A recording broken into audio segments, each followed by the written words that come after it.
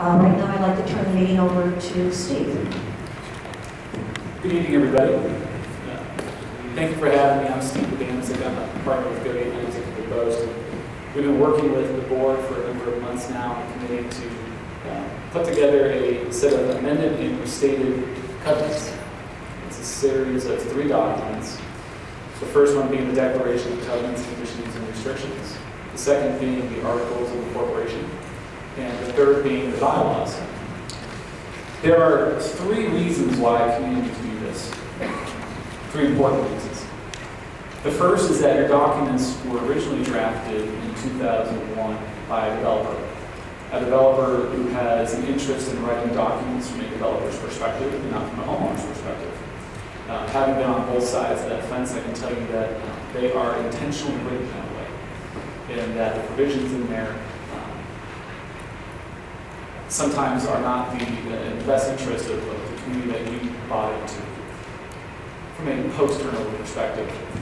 Additionally, the developer is throughout the document. There are references to the developer, the clearance, developer rights, turnover, all these provisions, which for someone buying in the community today would be quite confusing as to what is this language about the developer. Okay?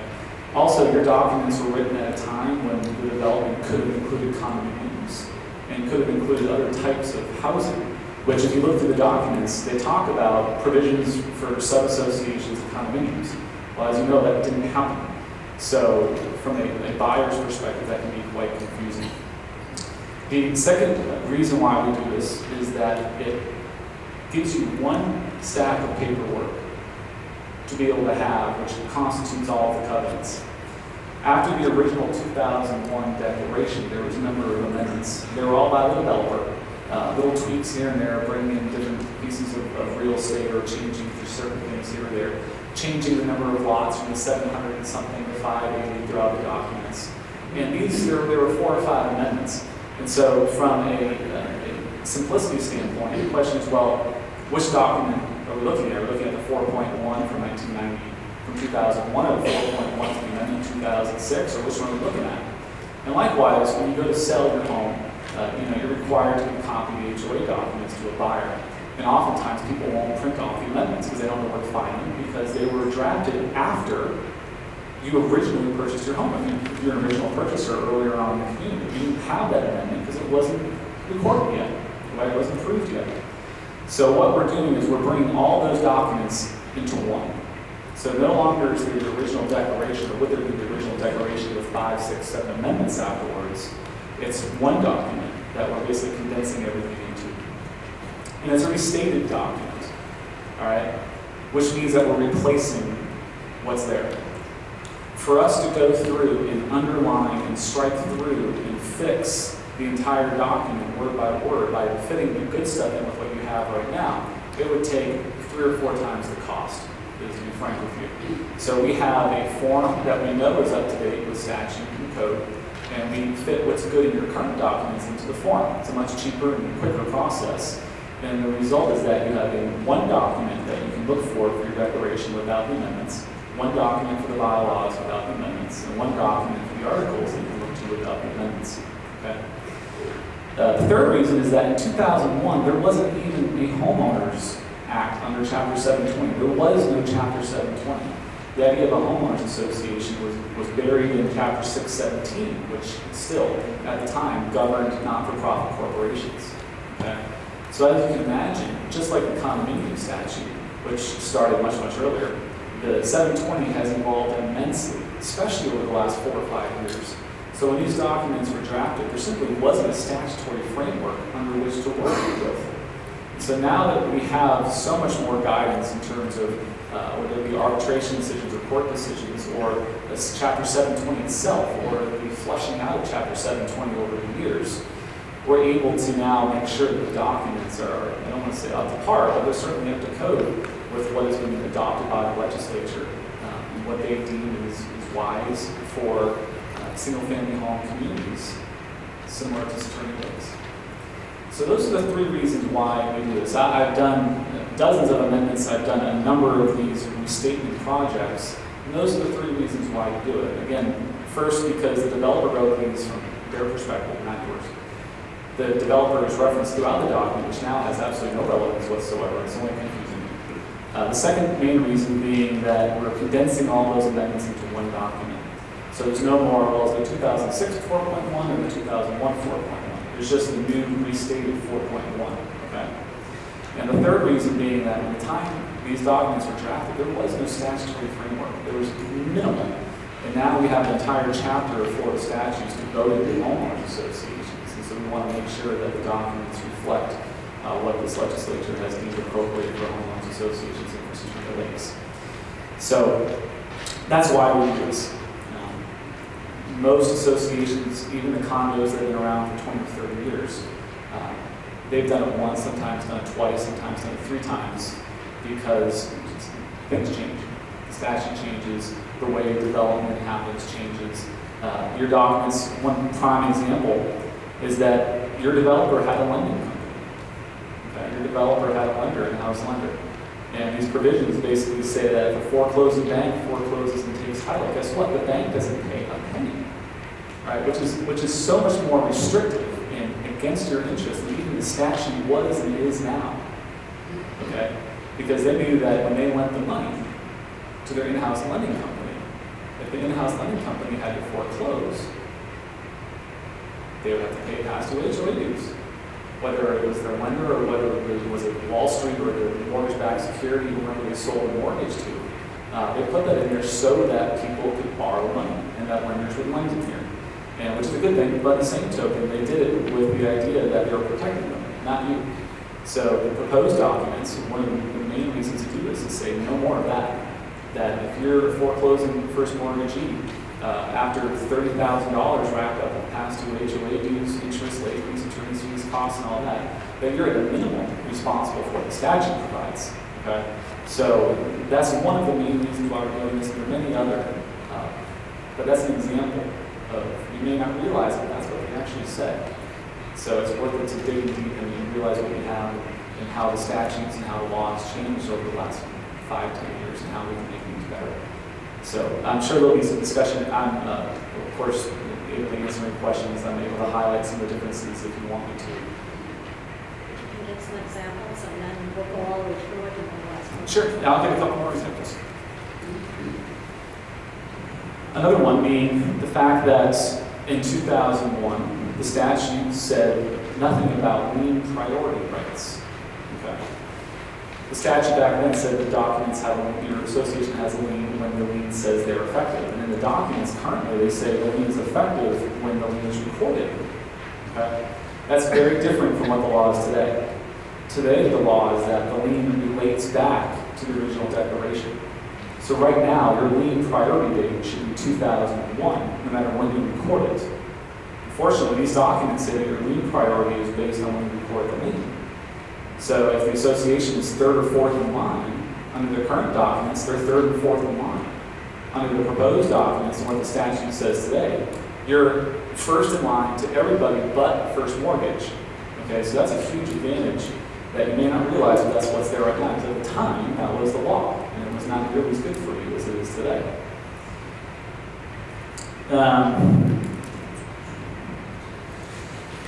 Sometimes in these projects, it's easier to highlight what's not being changed as well, as opposed to what is being changed to maybe calm some fears or concerns. Obviously, one of the hot topics is pets. There's no changes or proposed changes to the number or size of pets that we can have in the community. Okay? That's what is the law now in the documents will be the law afterwards. So again, sometimes it's better to say what's not changing to help out. Regarding sales, the association is not, the documents do not provide the association with essentially any more authority that it has now to approve or deny the sale of a home in the community. The association would have a copy of the contract. They can request information relevant to the sale. But just like the current documents, the sale would not be able to be prohibited by the association or the proposed documents. Okay? Architectural review is not going away. The current documents have a very extensive architectural review procedure. Some of it which I believe is not good or superfluous or is not necessary. And so I believe that the proposed documents clean up the procedure a little bit in order to, I don't want to say streamline the process, but certainly make it more clear. The current documents have a system of requests and then approval and then notification of completion and then double check that it was completed in time for appeal. And it's a little cumbersome. It's certainly not what many other communities of your stature, your size are doing right now. Okay. In the bylaws, for example, Florida law now provides that you can provide electronic notice to those who consent to receive electronic notice. Email. The association is going to be mailing all of these documents out to you for review. That costs money. That's a lot of postage. And for those of you who consent, you can say, I'd rather receive electronic notice than mailing notice. You can do that. And that'll save a lot of costs for the association, because most of you check your email, frankly, probably your post mailbox during the day. So we're now allowing for that mechanism of providing e-notice to those who want to receive notice. If you want yours in the mail, you're absolutely still entitled to get yours in the mail. But if you want to receive e-notice, you can do so. The nomination procedures changed in 2013 in the Florida statutes, and the new documents reflect that nomination procedure change. Now the association can have a procedure by which nominations are closed in advance of the meeting. It's something that I wish they would have done many, many years ago. The condo statute has that, and it's somewhat of an anomaly and procedurally cumbersome item to not have that in the HOA statute. So something like that is now in the bylaws, so that the bylaws either don't contradict or aren't supported by the statute. The quorum for membership meeting is going to stay the same. It was 30% before, it's going to be 30% after. And one thing I also want to make sure we talk about, which I know is apparently a concern for people, is the idea of a spending limit for the board. And I want to make sure I address that right off the bat. The current documents provide that the board cannot make an alteration or improvement costing in excess of $5,000 without going to membership. We represent hundreds, if not 1,000, community associations, whether it be condos or HOAs in the state of Florida. And that is an incredibly low threshold for a community of your size with your budget. Incredibly low. Most HOAs don't have any spending cap. Most condos do, right? Because condos have this concept of you cannot do material alterations or improvements without going to the membership anyway. That statutory procedure is not in Chapter 720, which governs HOAs. So that default rule, which you have applicable to condos, is not a default rule applicable to HOAs. It can be self-imposed. And that's what happened with the developer in the original documents. They self-imposed a restriction that said, if you're going to materially alter or improve the common areas, the board can't do it unless it costs less than $5,000. Again, my experience is that this is very, very, very low compared to communities, much, much smaller than you. Now, let alone communities the size of 580 homes or the budgets that you have. The other item, that other part of this I want to show is that the proposed document says an aggregate of $30,000 per year in the board's discretion before it goes to the membership. All right, so I'll answer questions and then let's make sure I get through this. It only applies to material alterations or improvements. Okay, so we're talking about a somewhat small class of items. All right, so when the irrigation pump breaks and needs to be replaced, this provision in the current documents and the new documents has nothing to do with the board's spending cap. Right? Necessary maintenance of the common areas, using reserves for things that are broken or the useful life has expired. Under the current documents and under the proposed documents, the board's authority remains the same. It has a fiduciary duty to fix those things. All right, and the spending cap doesn't apply right now under the current documents and under the new documents.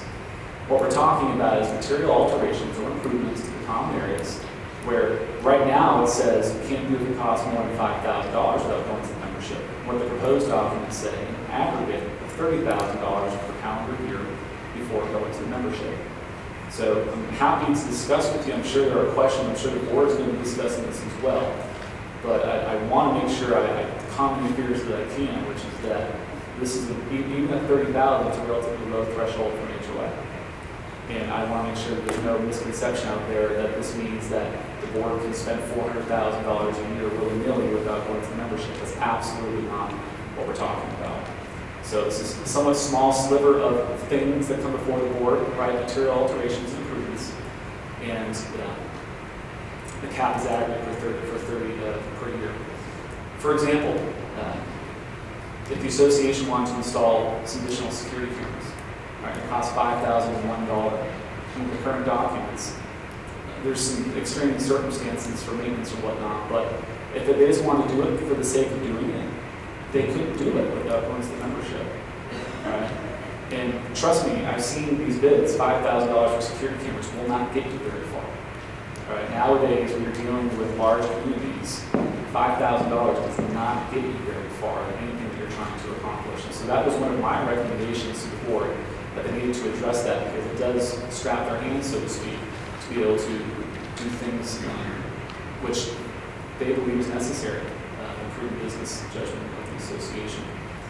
So, again, I cannot give you a exact word-for-word comparison of what is in the new documents and the old documents. That would take a very, very long time to show you an underlying stricken through version because it doesn't exist, right? Because we're taking a new template and taking your good stuff and putting it in the new template, as opposed to taking your form and trying to fit the good stuff in, the new good stuff into it. Trust and understand that would be much more difficult and much more expensive to do. So, this time, I can address it right. The capital assessment also. Oh, yes. Resale capital contributions. Only HOAs can do them. It's a concept that when you go to sell your home, not you, but the buyer, the purchaser, would be responsible to pay a one-time capital contribution. It's rampant right now in HOAs that they're all doing this. It's an idea to raise capital, right? If people want to buy in Saturnia Lakes, they want to buy in Saturnia Lakes. It's a beautiful community. And right now, the threshold, right now the capital contribution that the buyer would pay is $1,000 one time at the time of purchase. Most all of you, whether you realize it or not, paid something similar when you bought your home from the developer. You may have called it something else, but you probably paid a capital contribution. And after turnover, most associations inherently don't have the right to continue that practice. It's usually only inherent to the developer, but now many of our clients are moving towards wanting to charge this one-time assessment to buyers, not to sellers, but to buyers. And it's due at the time of purchase. We represent 2,000 home communities where the capital contribution is $3,000. We represent smaller HOAs where it's 500 or two quarters of assessments or 1,500. Okay, the amounts vary across the board. Some people do 5% of the purchase price, which is I think ridiculous. But that's what some communities have gotten to. So the proposed number of 1,000 is right in line with communities of your size and the property values in here. And so it's again, paid by the purchaser, not by the seller, to do a closing, and it would be on the estoppel, it would be paid at closing on the HUD statement, and that's how that would be addressed. Of course, if you wanted to, you could, as the seller, you could agree to pay it if you really wanted to in a contract negotiation process, but the default mechanism would be as the buyer's responsibility. Okay, do we have questions now? I'd like to take one at a time, and then Steve, if you could repeat the question so we can make sure we get that. Yes, sir, Matt. Thank you. Stephen, we actually spoke once before to help me close the sale of Michael Ramos. Okay. My question relates to the changes in the voting as it relates to the association. And what I mean by that is setting the amount of the capital contribution or whether it's a good idea or not, setting that aside. At present, under our current documents, such a capital contribution would require amendment to the declaration, which by our current rules requires 388 votes. Do I have that right? 67% of 580. I don't have the math in my head, but it is 2/3 of 580. Yeah, grant me the math. If these documents, the way they're currently written, are passed, the capital contribution can be changed, again, from what I'm reading, what you sent us, the capital contribution can be changed unilaterally by the board as often as they like for as much as they like, meaning 388 votes required to add a capital contribution now would change to 3 board members. Do I have that right? The amount would be established in the way it's currently drafted, yes, that's. Everything I said is correct. Yes. Unlimited, they can raise it as often as they like, and it would require 3 board member votes instead of 388 owner votes.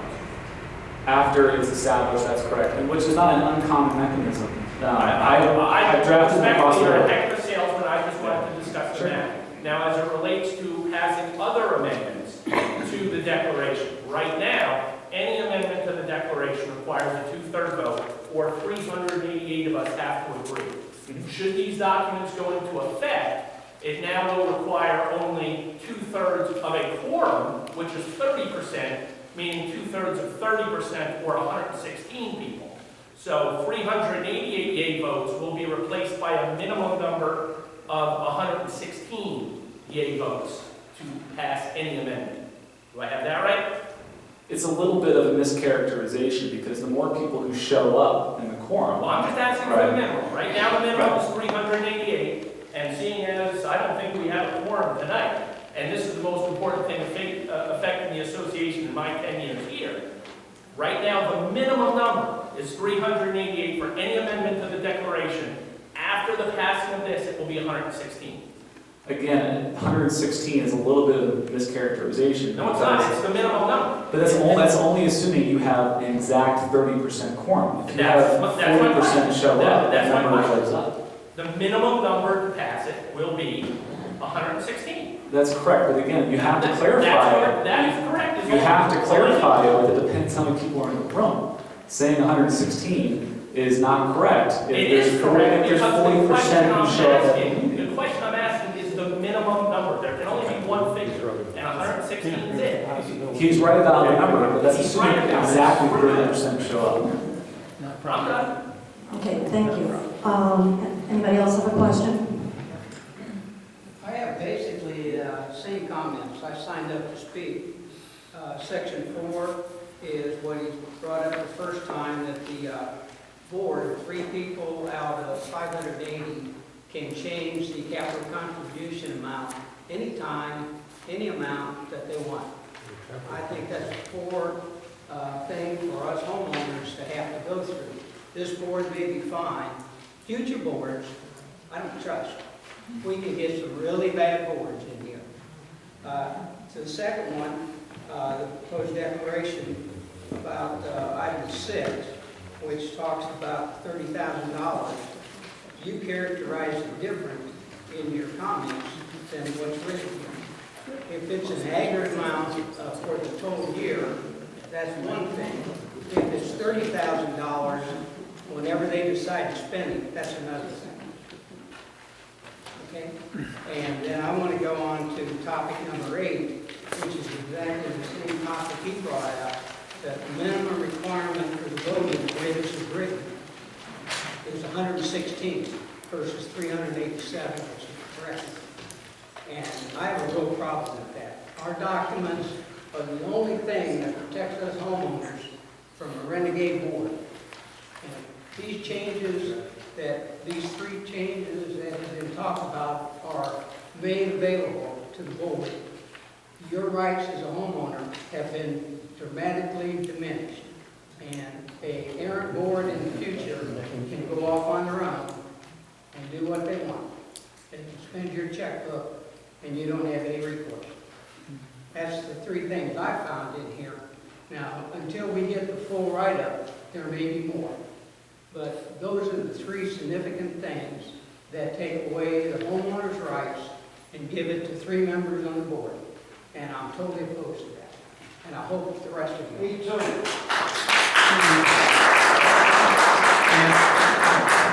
Steve, what's the special assessment rule for this board or this association?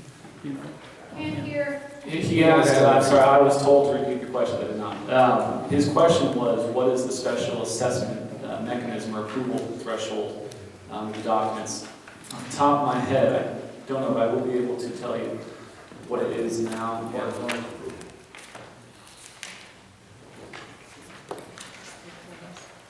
It's probably in the bylaws. The statute, I can tell you what this, as I'm looking, the statute is that special assessments are within the board's discretion. That the board adopts a budget, and if the budget is inadequate or not enough for some reason, the board alone would have the ability to do that. The documents,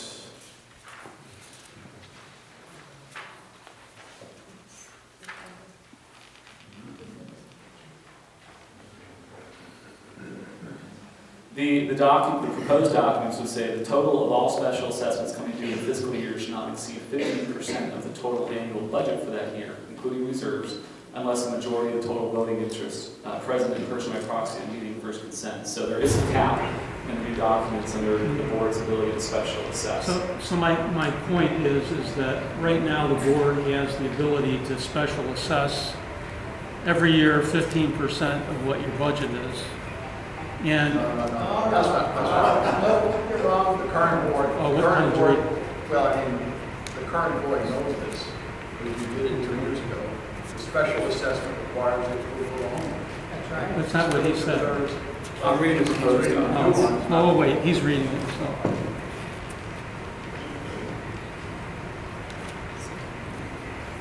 The proposed documents say a total of all special assessments shall not exceed 15% of the total annual budget for that year, including reserves, unless membership so approves.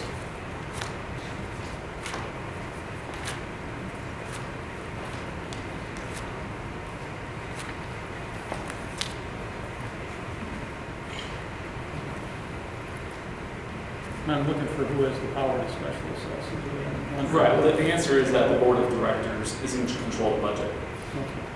So where is that wrong, that the board has the power to special assess? That's my statement. No, not really. The board has to go to the membership and get a 50% vote. That's not what he's reading. Well, I'm telling you what's in the current document.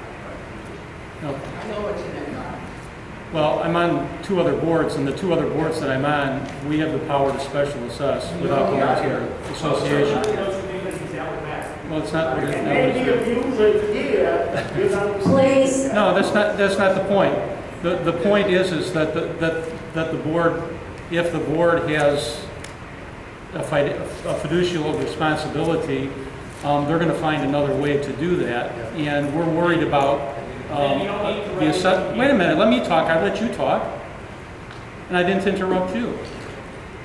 My point is that we have the responsibility to make ends meet. And when that doesn't happen, the board finds a way to do that and is required to find a way to do that. And to argue that the special assessment, this one thing, is going to be misused by a rogue board is kind of, missing the whole point of it. They're gonna, if the board is not responsible, they're going to find all kinds of ways to make our lives miserable. And that's just a small little thing, but yeah, let them find that. I'm not sure, but on the 2 that I'm on, 2 other ones that I'm on, the board has the power to do that unilaterally of the association's membership. But you want to look at that later and answer Yeah, questions? I can Don't take answer up too much questions. time.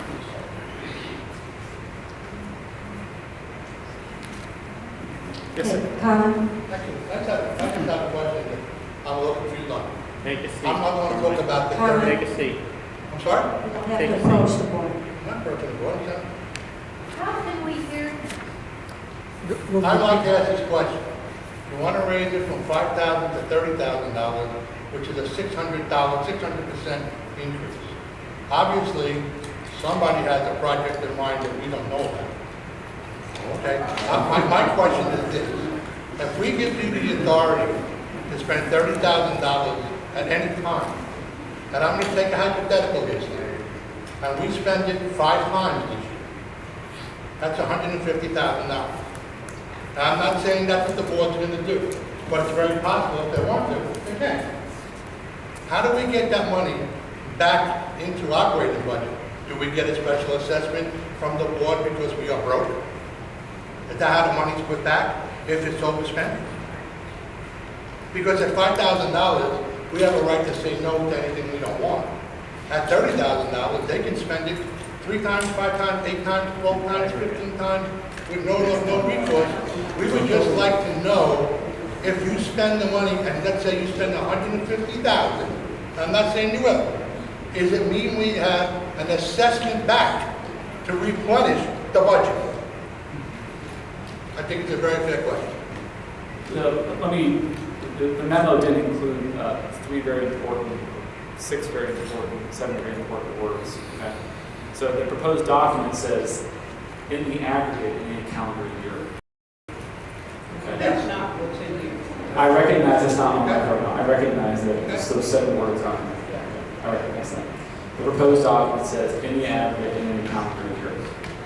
Okay? So it would not be, and this is my fault, so I apologize for the confusion. It's not $30,000 as many times as they want. It's $30,000 in the aggregate in the calendar year. And obviously, this will be a topic for discussion. If the board approves any clarifying language, that would be the language which goes to you. So what was they want to be able to spend it one time next year. Up to $30,000 in the aggregate in any calendar year. Okay, whatever they seem fit to use that $30,000 for. So it's like a holding bank on the side. I'm In sorry. other words, if they want to spend $5,000 6 times, they got a special area for that $30,000. If they wanted to spend $5,000 6 times, yes, that would be. But right now, they can spend $4,999 20 times. No, we understand it. Okay. Okay? We totally understand it, but it only means you can spend $4,999 on one project. You can't make the project go 7 times. Other than that, once you go over that money for one project, you need a vote. And I think as a homeowner, if it's over $5,000, we have a right to vote and know what's going on, not just have it done. Look, at the end of the day, I don't live here. I don't have a dog in the fight, all right? But I can tell you that the community, for something like this, needs to say, what is, the whole idea is to say it's material alteration improvement. What is material? Okay, that is the question that this number threshold becomes. I have communities where it's 250,000, and I have communities where it's 10 or 15 or 20 or 30 or 50 or 60. It runs across the board. So I'm not going to sit here and say that 30,000 is low or high. I think it's a matter of the board proposed number which it believes is material, and the membership to make that same conclusion. Okay. It's different. Just a real quick question. Wasn't a similar measure for increase to 20, this may be better for the board, wasn't a similar measure to increase this item to 25,000 presented to the members last year and rejected? 2 years ago. 2 years ago? Not that. I can go ahead and address that. I don't think it would be appropriate to say it was rejected. I would think it would be appropriate to say not nearly enough votes came in to even come close to The bottom line, though, and that's a fair distinction, but bottom line, though, it is not approved. In that same amendment package, because I helped draft it, was the amendment which would have stricken that first mortgaging protection, which is an incredibly good thing. Everyone here should have voted Right, for it.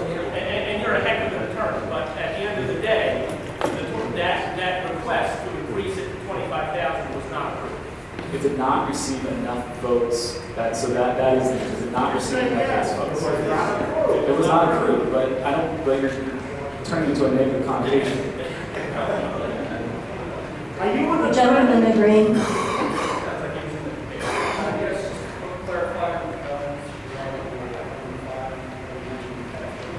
I'm sorry, Can you explain the those documents for clarifying the association rights concerning Yeah, the question was clarifying the dangerous pet situation. This is somewhat relevant for this community. The current documents provide that, I'll talk off the top of my head.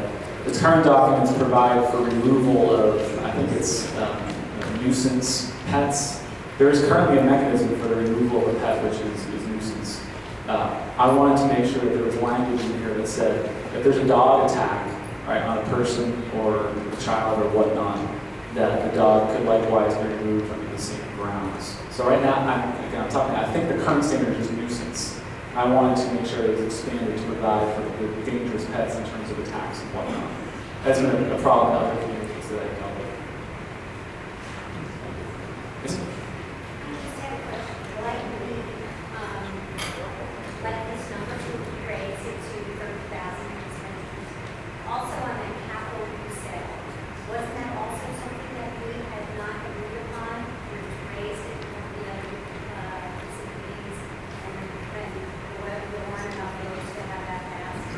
Was that part of the same? We spoke about it at a board meeting and it never went any further than that. So the question I have about raising it to $30,000, why do we have to, and how do we get to that number? Well, I can address the first part of it for sure, which is that going to the membership for a vote is time-consuming and it's expensive. It's a simple fact that it ties the hands of people that you elect that have a fiduciary duty, okay, to you, to do things which cost $5,001. Again, that's, in my experience, it's a very low number. Right? It's just the simple fact is that spending $5,001 to have to go and mail proxies and notices and schedule the management time, take the management time away from managing the community and spending it towards mailing out notices and proxies, having pay my office to review everything, that's just time consuming and expensive. So that's the legal reason to increase it, it's just it's low. So I'm not saying that it's bad to have a low threshold. All right, I'm not saying that. I'm saying that it's low. So how do you get it? I'm sorry. So how did the board get to 30,000?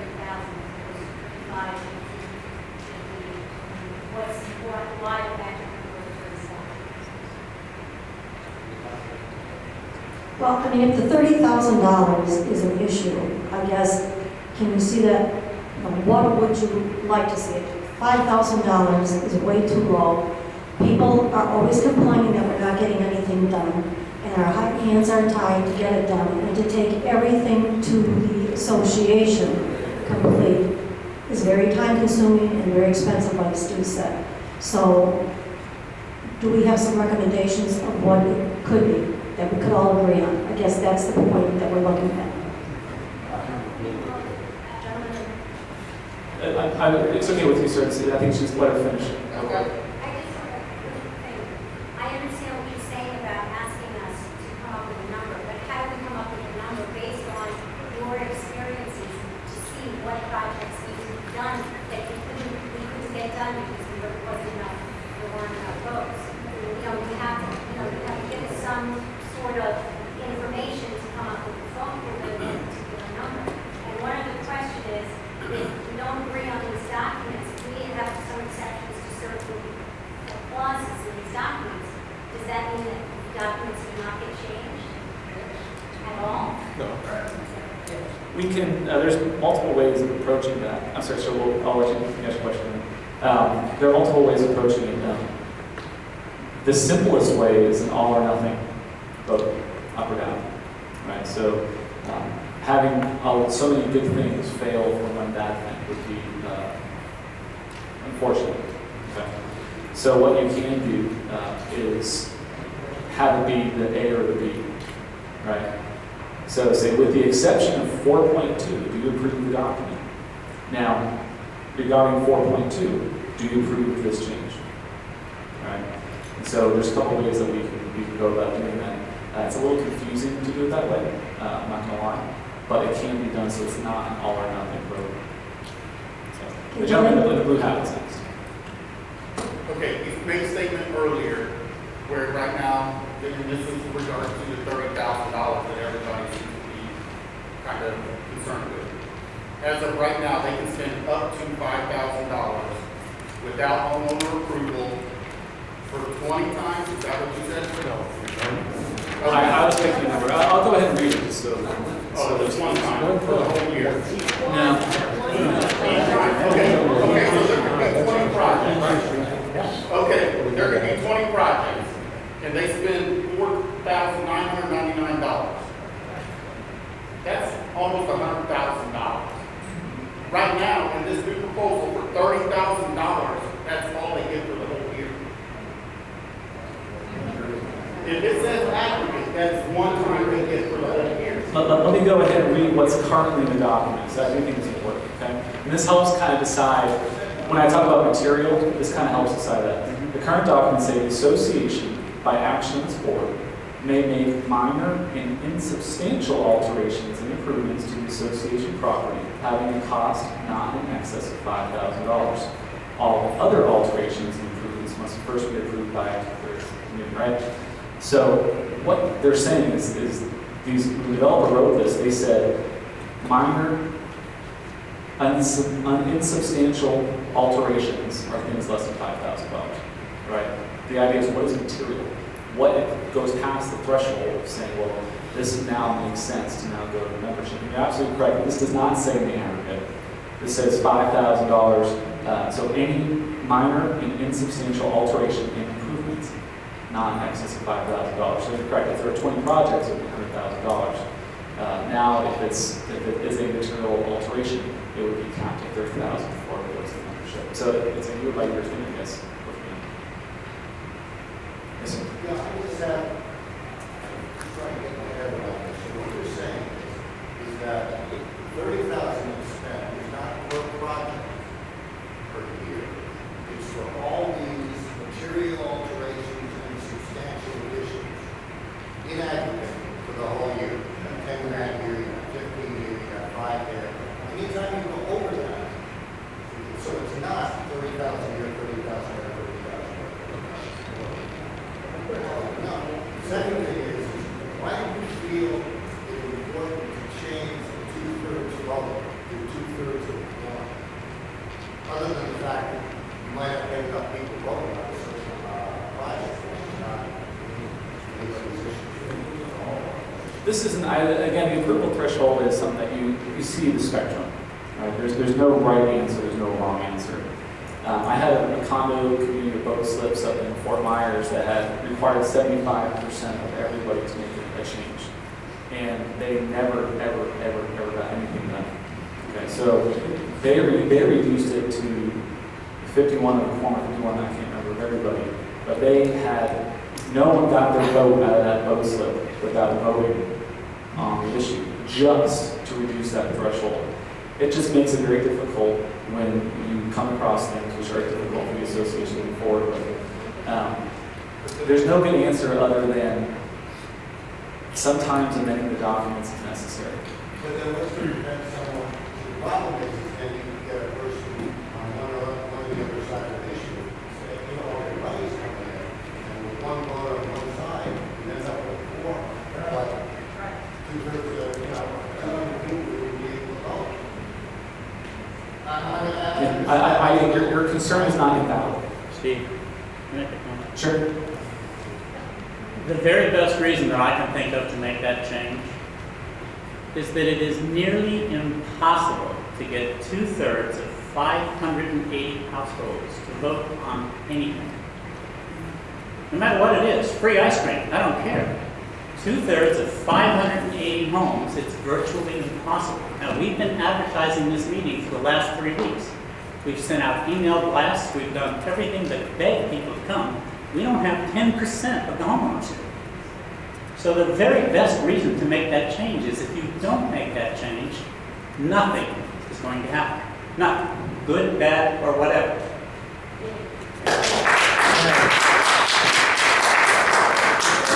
Let me just add that I have never seen more than 150 people in this room, okay? Never. And I've lived here for quite a while. That represents the people who are really, really interested in what's going on in the community. I would say if you don't show up for these meetings that have been advertised, you're not interested in what's going on in this community.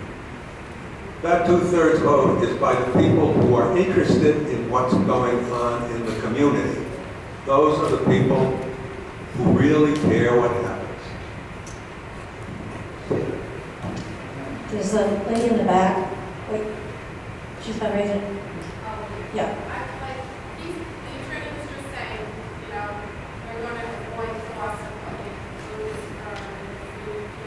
projects. What kind of checks and balances will the board have in place aside from the bids before these projects are approved? To answer the question without knowing how much internal workings, is that currently there's no restriction on spending the $4,999. It has to be discussed at a public Right, meeting. the board, Everybody it was has to interested. be by the board, as you addressed at open meeting. It's actually checking the fine lines of all this. Those of us who come to the meetings are not. Which I do with all this legislation. Thanks for the answer. Yes, sir, that. I think we that $5,000 not a lot. But I think this is almost, I don't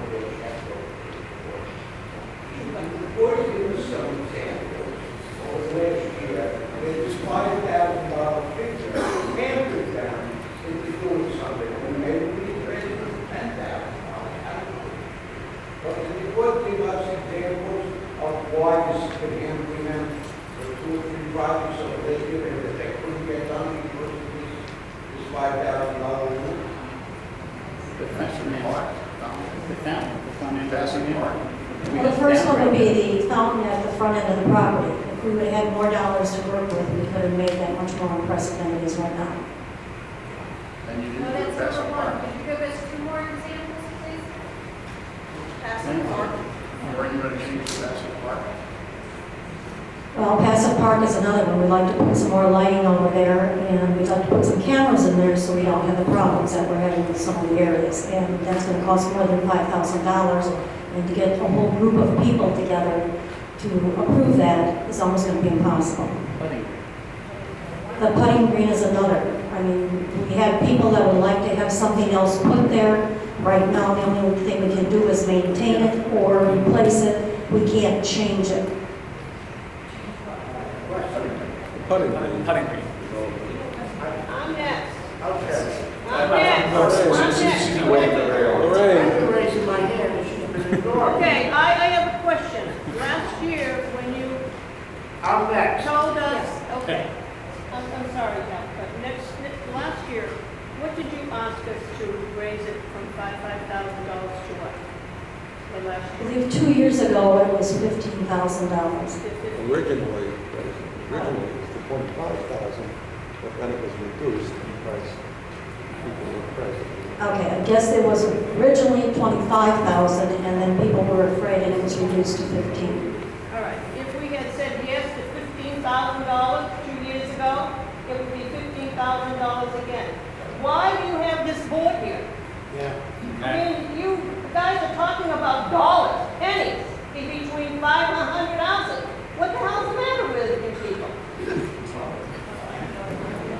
Hal?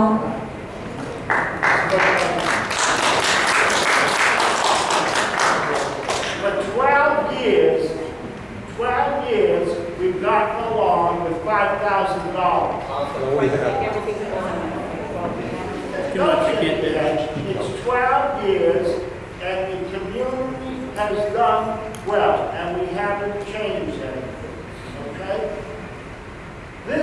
All of this is propaganda. All I want to do is take away Walter's right, and this gentleman is right, okay? All I want to do is take away your voice so that they can control. You made a misstatement, Mr. Attorney. You said that the people up there were elected. 2/3, 2/5, 40% of the current board was not elected by the people. You have 2 people sitting up there who were appointed by the president, okay? So you misspoke. You didn't know what you were talking about. Nick ran the last election. Don't give up your voice. Control it. If they want to go out to the community, let them make their case, come to you, take a vote, and let it be.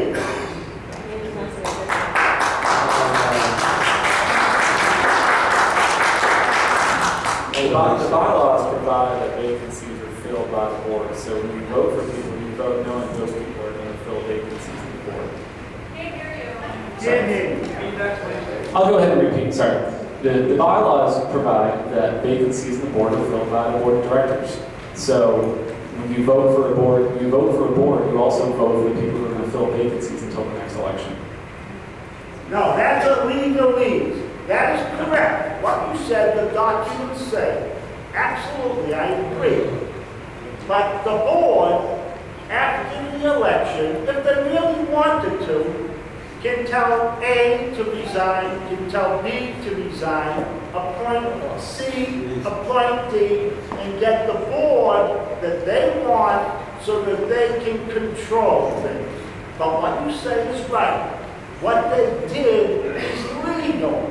But what you said is wrong because we did not elect Hal, the right people. can I ask you a question, Hal? About 10 years ago, 7 or 8 years ago, we had a board that was sort of like that. And there was no board since then that's been like that. And you know it. Yes, sir. I'm new to this community, and it seems to me the issues are revolving around governance.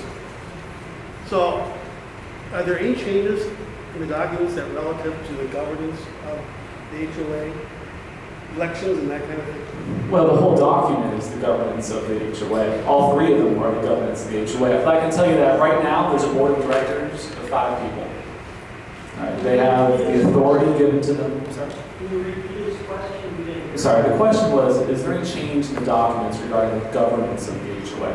And my first comment was that all of it is essentially the governance of the HOA in a way. The current situation is even a board of 5 people who are, they're all at-large directors. They all have a term of office.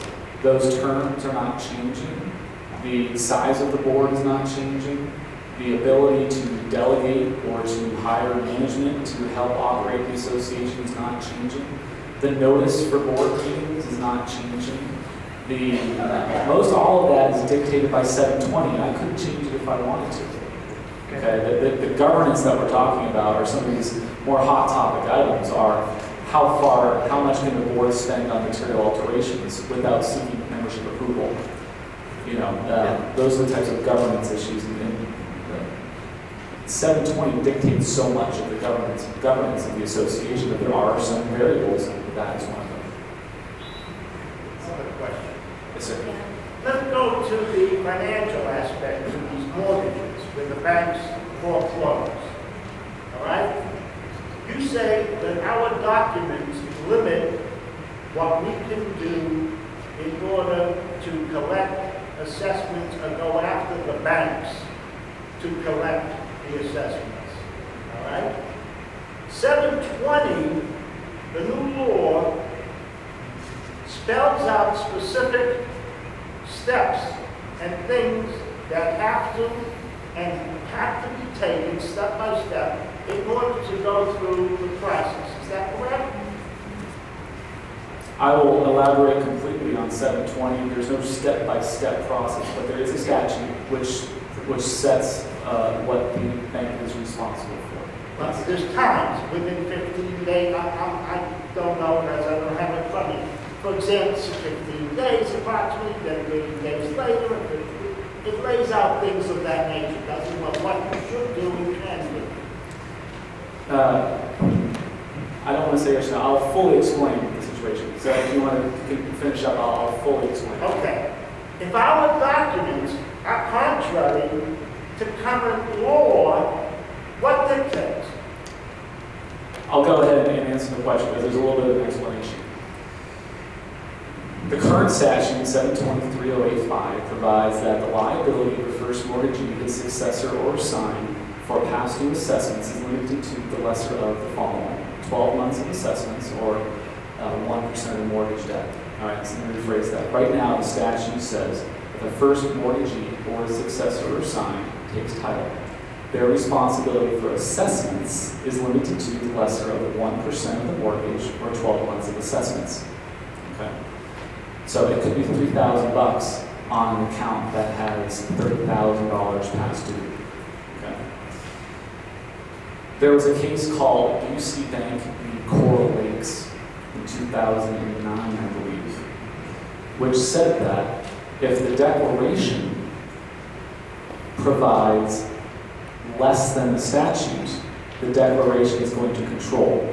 The argument of the Second District Court of Appeal in Florida was that, as ridiculous as it is, that the bank relied on the association's documents when it decided to lend money to the owner in that situation. The court said that when the bank lent a couple $100,000, they did so in reliance on the debt contract, the declaration, which said if it had to foreclose, it didn't owe a penny to the association. Right, that was 2009. The statute now remains largely unchanged. Okay, our firm we are very successful. We've been very successful since we represent this association, being able to recover as much as we can. You all, I know it because I've dealt with it. You all have been penalized and received less than you could have because of the language in your documents.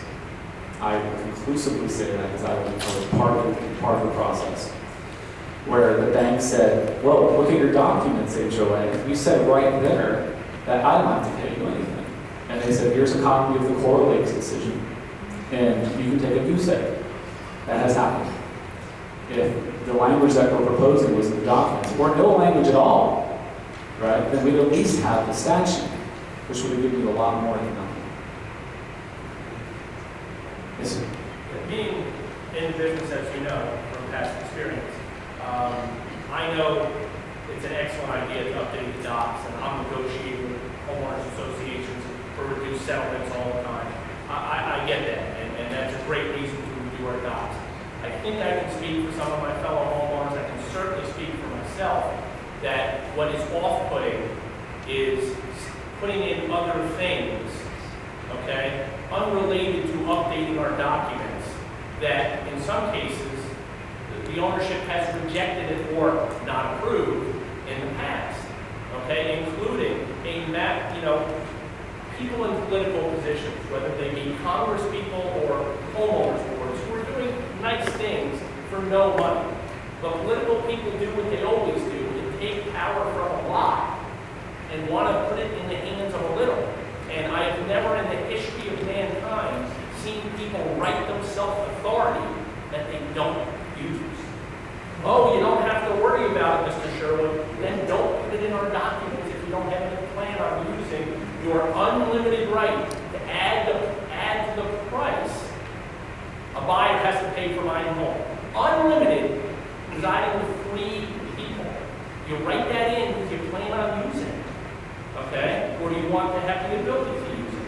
I personally think the $30,000 change is a good idea. I think it stinks that it's being written into a document, okay, that we've been sold for months now. It's crucially important.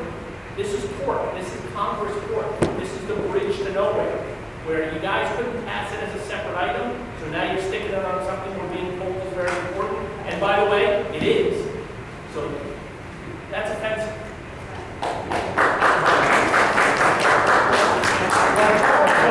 Is offensive is the fact that we have got emails and newsletters that said this meeting is so important for the financial stability of this community that you must attend.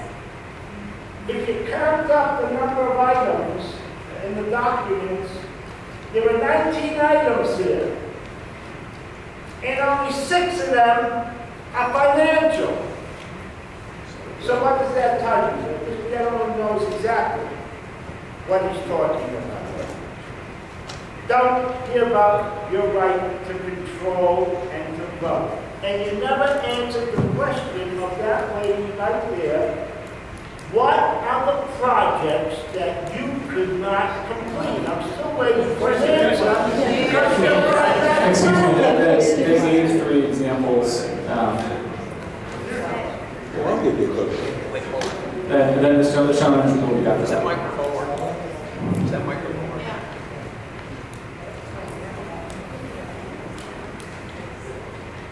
Good evening, folks. Does that work? Okay. I'll just talk a little louder. My name is Adamczyk. I've had the honor of working on this board for 5 years in the past. I know exactly what these people are going through. I know I've sat on the board wondering how we're going to pay for certain things. One of the issues that we had back at that time was Passive Park. We had a lot of vandalism going on. All of the kids ran through Passive Park. We had bids of $14,000 to do upgrades in Passive Park. We could not do them because of this. We tried to piecemeal. We said, well, we'll put in an electrical panel for $5,000. We'll put in this for $5,000. We'll put in this. We'll get it. It's illegal. Now, if it was me, I think the $30,000 is perfectly practical. My question here is, I think it's misleading. It says the proposed declaration restricts the ability of the board to make a material alteration costing more than $30,000. Costing more than $30,000. Okay? Why wouldn't they put, we want to change it from $5,000 to $30,000? You understand? So it's kind of misleading. If I had to vote on the $30,000, I certainly would do so, because I think it's not a lot for this community. Number two, the capital contribution. Is it true that once you change this, say you want to change it to $2,000 this year, future boards can change it whatever they want, is that correct? Yes or no? The way it's currently written, yes. Okay. I believe these people are pretty practical that live here. I'm pretty practical. I'm sure that if they said, we want to change it one time to 2,000 or 2,500, I think that if you worded it that way, I bet you these people would be a lot more comfortable. Okay? Number three.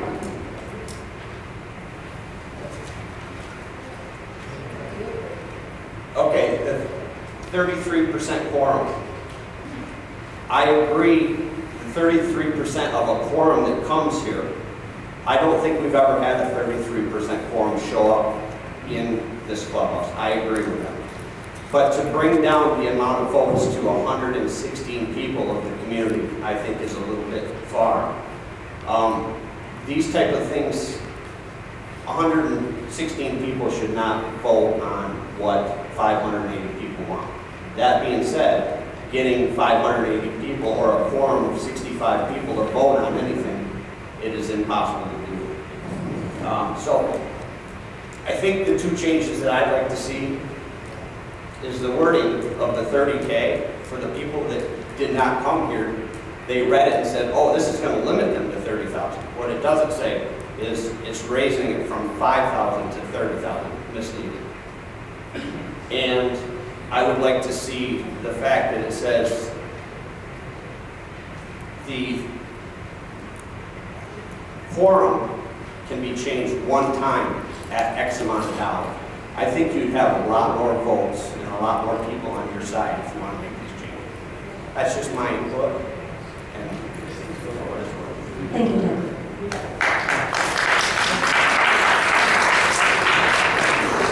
Yes, sir, that. I have a comment on the bylaws, page 3, number 2, that says, "A director could appear at the board of directors meeting via telephone or other remote communication." At the last board meeting, I voted for Nick Aarons. I was told that he was moved to Chicago to Lake. I have since learned that he is not moved to Chicago to Lake. He's still in Chicago. I feel like I was struck.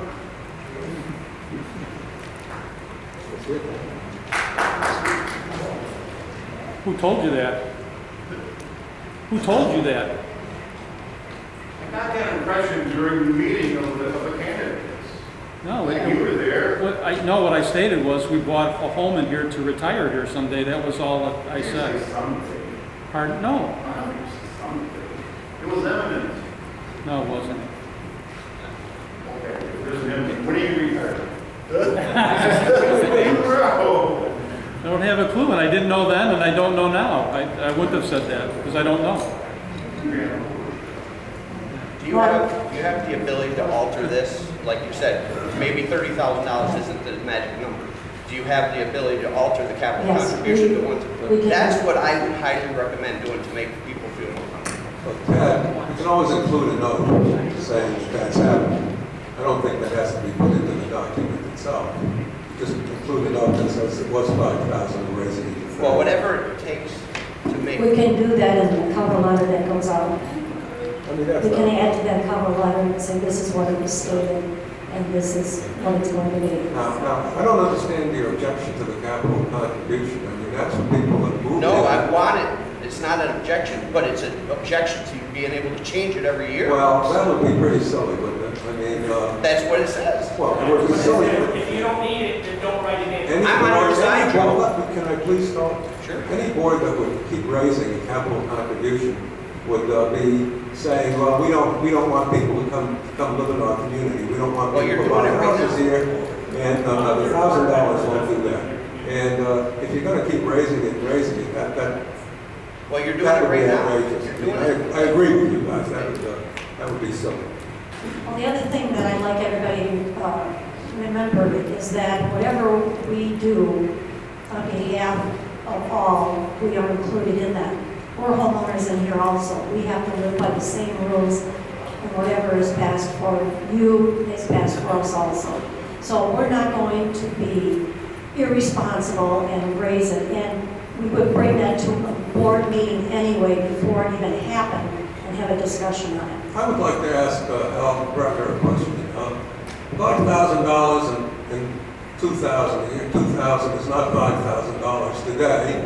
It's a lot more with inflation and what have you that's gone on. I just want to know if you know what $5,000 today then would be worth today. Hal? We keep talking about the difficulty in getting two-thirds of a vote to pass things such as assessments. We passed a special assessment to create the Logan Gate. For those of you who are not here, those who That has nothing to do with what we're trying to do. Yes, it does. It has to do with the vote. Okay? We got more the vote. We presented it to the people. The people voted on it, and the people passed it. The board did not take control. The only thing that the board did, and you said that you live here and that we can trust you, Kugash, were here when it was passed, and 140,000 when it was to be recouped from the developer was to be returned to the people, okay? You know how you're aware. Sir, I'm telling you, why did you run for the board? Let's get back to the meeting. Do I look crazy? Okay? Hal, would you please sit down? No. Now, I'm not. Hal, I'm going to adjourn the meeting, and then I'm going to ask you to leave. Okay, the three items that we're looking at is number one, the $30,000. If you're not happy with the $30,000, what do you think would be? 5,000. Again, some of us are in agreement with $30,000. We just Okay. don't want it stapled to this massive budget. Well, do we want to go back and pay and go through another process and get And the money? all the money to do this for a second document? With respect to, no kidding, I'm not being patronizing, you guys do great work, okay? But what you're forgetting is that these things may be difficult to accomplish because they're supposed to be difficult to accomplish. If we don't want to, if $14,000, if we don't have the will to raise 387 votes, to vote for the improvement to pass it park, that's because the community doesn't have the will to do it. And we want to take this. Is it the will or the interest of the people? We have found that a lot of the homeowners here just go along with what's there. And I think that you can find that in any event. I think that's what you're counting on here, is that they'll just go along. Yes. I've lived here for about 12 years, and I'd like to reiterate what Jerry said. You will never get all the people who should be involved to vote. You will never do that. The amount of money that's going to be spent on duplicating all these forms, postage, sending it out, I doubt you'll even get the people to return the proxies. It will not pass. We're all sitting here just kind of having fun, and it's not going to pass anyway. My husband has been sending out emails to try to get the document rewrite committee. He's asked for street volunteers to go door to door, meet your neighbors, discuss the issues with them, and try to get understanding and approval. Guess how many people volunteered to be street people? 4? Really? And we're all looking at this as the board is evil and they're wicked and they're going to do terrible things. I really think this is a great community. I'm really sorry for the new people and I'm sorry he left. But we really need to do something. And I think rather than bitching and moaning and constantly picking and picking, nothing gets done. Nothing will get done. So don't even get aggravated. This isn't going to work. How can it work? Here we are, a certain small invited group who are interested. And we can't agree on squat. So, oh good, so let's not do anything because everything is perfect just the way it is. These people gave you examples of what they're trying to fix. Do we trust them implicitly, blindly? No. But we do have a process. Excuse me. Let her have the floor. We do have a process, we do have an HOA, we do have governance. So let's give it a chance. But it won't pass, so I don't know why everybody's getting hyper. We're just here wasting our time, unless you guys really think we have a homeowners association that can do some good, and we care about our community.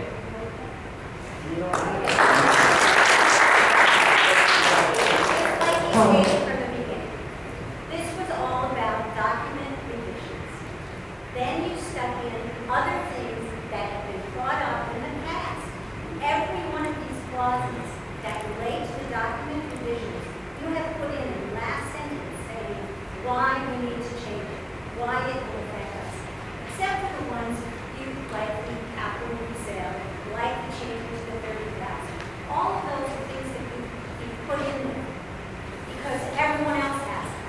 So if you want us to change the document revisions, if you want us to make revisions to the document so that we're not penalized, then you should include those in here and we'll vote and we'll accept it.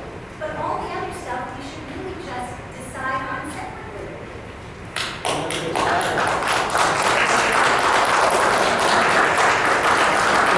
In my own defense, I did put in there that the purpose of the capital contribution was to raise revenue. That is That's the not our purpose. objection. Well, It's the unlimited authority to change it whenever they want thereafter. So we can put a cap on that, we can say we need to bring that to the board. And I'll help you sell it. But that's it, any more. We can leave it at, right now it's at $1,000 and we can leave it there. And we can just say in there that, will everybody agree that it has to go in front of a board meeting and people will have, you know, if we need the dollars, that it goes in front of a board meeting and it'll go out for a vote. It has to. Can't think of it. It gets approved like any amendment, 387 votes, and I'll help you sell it. Once, and if you want to do it again, then you got to bring it before all of the members again. And this nice lady short of people to help you canvass, I will help you canvass. Okay, so if we do the one time, we can change it one time, is what you're saying. That's it. One time. So it'll be $1,000 and everybody agrees with that. We can do $1,000 for the capital contribution and the board they can change it once. That's what you just said. No, the one change is from 0 to 1,000. Okay. That's the one change. Okay. Any more after that comes before us. Okay, that's fine. I don't have an issue with that. Does anyone have an issue with that? Reducing amendment votes to 116. I'll canvass against that door to door if you leave that in. You gotta draw the line That's a somewhere. deal breaker. Where would you like to draw the line so it's easier to get? Why does it need to change? At the very worst, it needs to be one more than half of our community. More people have to want something than don't. You can't take us down from 67% to 20. I agree, more people have to want something than don't, but you have to factor out all of the people who don't care. And there's a significant number of I those wait people. because I choose not to vote. I don't Look think around, look around. How many people are in this room? It's irrelevant. It's very relevant. No, it's not. Yes, It's it is. supposed to be difficult. I'm sorry if doing your job is difficult. It's supposed to be. I think you ought to run for the board. I think you ought to run for a position on the board. I'm sorry. We'd like to have you on the board. I've been asked to. I think it's relevant. Someone else has a point. Would you like to stand? I think it is relevant. I think the people that aren't here are just, all they're going to do is really just change it from the builder to the homeowners, the builder to the board, whatever that change is. It doesn't mean that they're not interested. Yes, there is always a fraction that isn't interested, but I would say that there are more people that have other things that are busy with kids, whatever. And all this seemed to be, we're just changing it basically from the builder to the homeowners association. Well, Yeah, from what I've heard tonight, I can go along with the changes, because most of them are definitely beneficial to us. It's going to help. One of the issues going to get cleared up. I don't want the board changing the capital contributions. You've already agreed that you could modify that. It's $1,000. You come back to us to ask. And then, I believe, on topic number 8, reducing the vote count down to 116 is totally incorrect. Going down to 51%, I think most of the homeowners could agree. That would be. And I'll sell that too. Okay, go down to 51%. okay, so you're saying that everybody in here would agree if we changed it to 51% of the people have to vote? Yeah.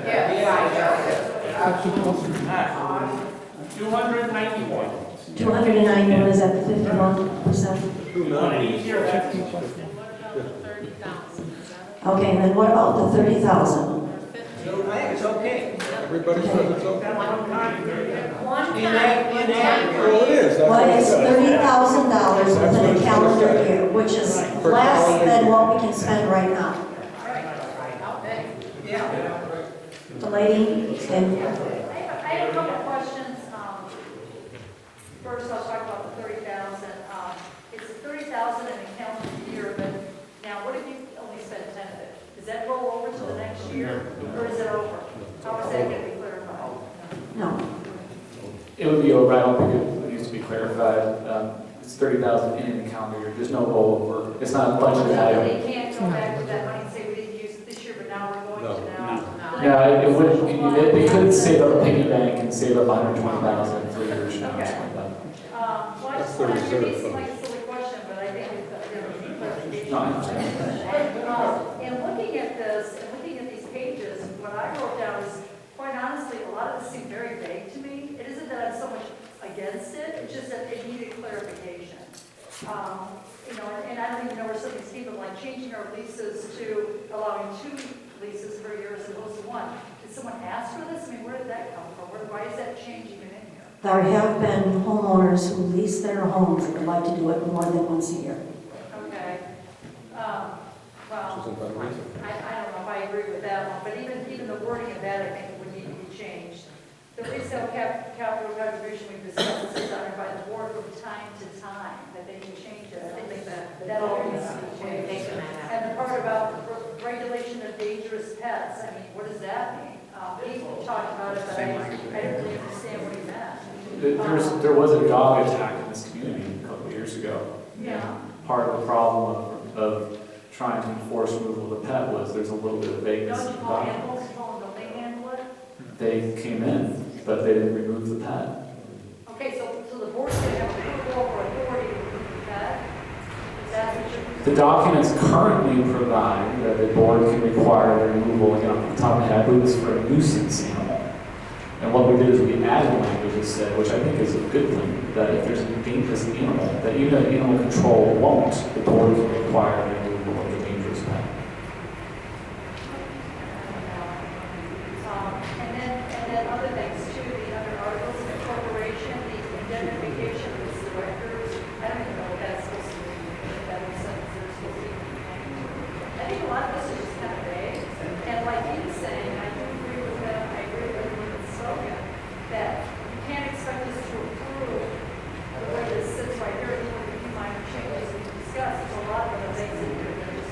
Right, and then there's no vote taken tonight of membership. This is admittedly a non-exhaustive list. It would be a very, very long document to highlight every single change. It would be very expensive and costly. I purposely did not put every single change. A lot of it is just a mimic of or a mirror of the new statute, right? So you're saying there's more than this, or? Oh, yeah. of course there's more, right? Because there's many, many changes. This is a non-exhaustive list of, look, I've done this many, many times in communities. And we've talked about everything that we talked about tonight, and every hot topic, every other time I've done this. So what I try to do is highlight the things that I know people are going to want to talk about and want to potentially have issues over. I don't anticipate having objections over the other items that are sometimes clerical, sometimes administrative, sometimes a reflection of what the statute says now as opposed to what is said then. I have a question for the board. Line 7, declarations regarding the modification of the architectural application. What is that mean exactly? I know what the current process is. What are they modifying it to? The proposed revised process,